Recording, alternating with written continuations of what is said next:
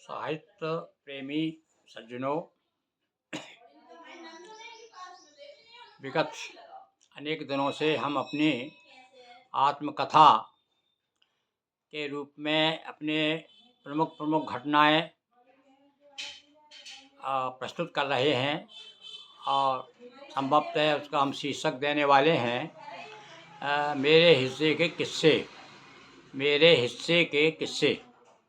तो इन किस्सों में अभी मेरे सामने है, आपको मैंने अभी विगत एक एपिसोड में निर्मोही की नज़र, गुरु का सफ़र, मैंने बताया कि इस बीच में काव्य यात्रा के दौरान अनेक पड़ाव हुए और इन पड़ावों में अनेक विद्वानों से, महापुरुषों से, कवियों से, सारे देश के बड़े बड़े दिग्गजों से संपर्क हुआ और उनकी आत्मीयता कहिए या विनम्रता कहिए, इनमें से अनेक लोगों ने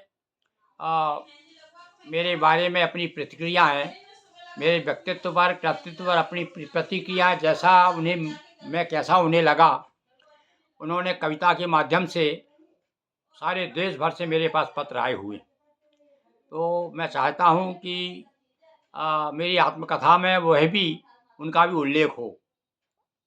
अभी मैं आपके सामने निर्मोही की नज़र, गुरु का सफ़र, दिल्ली के बहुत बड़े प्रसिद्ध साहित्यकार, इतिहासकार, गायक और समाजसेवी श्री हमारे परम आदरणीय श्री गिरवर गिरी गोस्वामी, जो कि दिल्ली के निवासी हैं और अंग्रेजी के शिक्षक रहे हैं और अंग्रेजी में भी उन्होंने बहुत बड़ा काम किया है और उनकी अनेक पुस्तकें प्रकाशित हुई हैं, जिसमें उन्होंने मेरे कृतित्व एवं व्यक्तित्व पर एक छोटी सी पुस्तिका ही लिख डाली। तो उसका मैंने अभी 2 एपिसोड में, 2 वीडियो में उसकी चर्चा की है। आज तीसरा वीडियो आज से मैं शुरू कर रहा हूं और आज से मैं रोज़ आपको लगभग 10 छंद सुनाया करूंगा। लगभग 100 सवा 100 छंदों में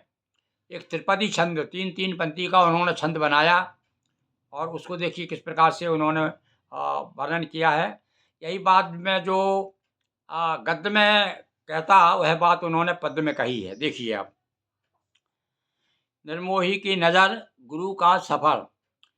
जब तक सूरज चंदा नभ में बनी सदा पहचान रहे, हिंदी जगत में श्री गुरु की सबसे ऊंची शान रहे, सबसे ऊंची शान रहे। अच्छा छंद चुना है उन्होंने भाई। देखिए, गोत्र भृगु गोस्वामी कुल और गिरी उपनाम है, जन्म हुआ था जहाँ गुरु का ग्राम गनेरा धाम है। मोहन गिरी को ही अब सब जन गिरी मोहन गुरु जान रहे। देखिए कितनी सरल भाषा में उन्होंने बात कह दी। फिर से सुनिए आप। गोत्र भृगु गोस्वामी कुल और गिरी उपनाम है, जन्म हुआ था जहाँ गुरु का ग्राम गनेरा धाम है।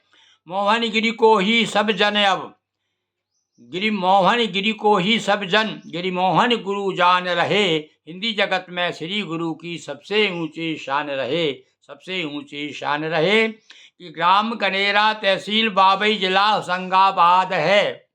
बाबई जिसे माखन नगर कहते हैं आज, और होशंगाबाद आजकल भैया रमदापुरम हो गया है। तो ग्राम गनेरा तहसील बाबई, जिला होशंगाबाद है, लेकिन अब तो इनकी दुनिया शहर में आबाद है। हाउसिंग बोर्ड कॉलोनी में ये अब सा सम्मान रहे, हाउसिंग बोर्ड कॉलोनी में अब ये पूरा परिचय मेरा देखिए किस प्रकार से उन्होंने प्रस्तुत कर दिया है, ताकि आपको ये परिचय जानकारी हो जाए। हिंदी जगत में श्री गुरु की ऊंची सबसे शान रहे। इनके दादा रामगिरी जी प्रतिष्ठित एक व्यक्ति थे, सामाजिक सेवा के क्षेत्र में गनेरा की एक हस्ती थे। उनकी सेवा प्रतिष्ठा को लोग अभी तक मान रहे, उनकी सेवा प्रतिष्ठा को लोग अभी तक मान रहे। हिंदी जगत में श्री गुरु की सबसे ऊंची शान रहे। सन 43 चैत्र मास में दुनिया में ये पधारे थे। देखिए मेरे जन्म के बारे में बता रहे हैं वो कि सन 43 चैत्र मास में दुनिया में ये पधारे थे। दादी हंसिया देवी के तो आंखों के ये तारे थे। हमारी आजी का उल्लेख किया उन्होंने। और कितनी सोच सोच करके पूरा परिचय मेरा लेकर के फिर बांधा उन्होंने। जन्म हुआ था 8 माह का, तभी तो ये परेशान रहे। और ये भी बता दिया भैया, देखो जनरली क्या 9वें महीने में बच्चा पैदा होता है और कभी कभी 7वें महीने में हो जाता है। तो 7वें महीने का तो बताते हैं सकुशल रहता है, पर 8वें महीने का बड़ा जीवन दुखी रहता है उसका, बड़ा शारीरिक रूप से बड़ा कष्ट उठाना पड़ता है, शायद गाँव में ऐसी मानता है।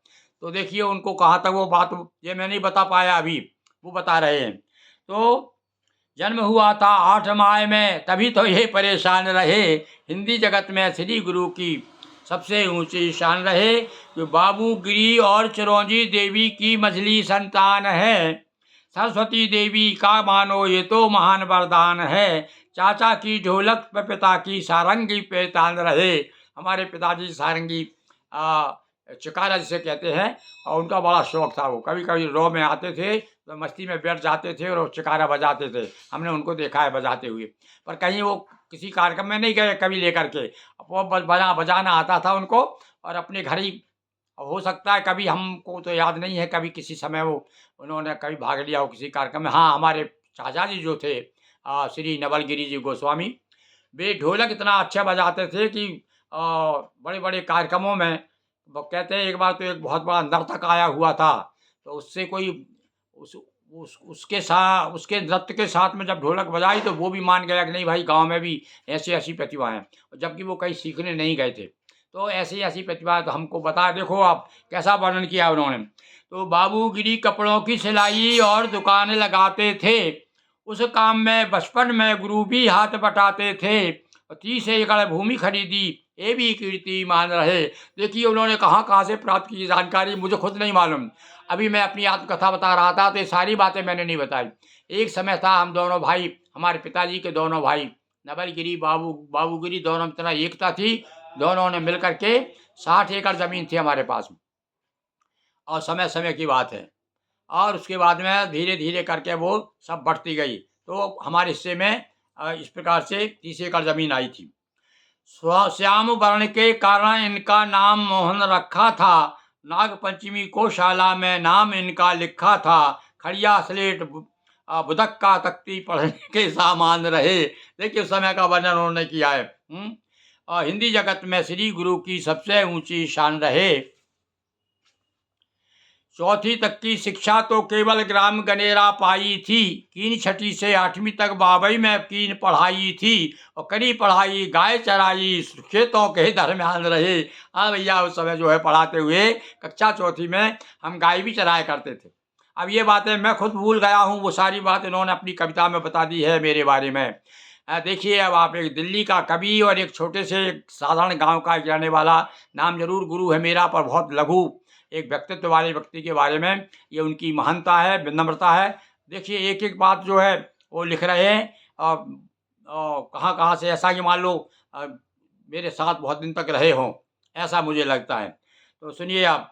प्रिय विषय तो हिंदी था, गणित में भी कमज़ोर रहे। और बचपन से ही रामायण के हिमायती पुरजोर रहे। कविता गीत चौपाइयों किए हमेशा खान रहे।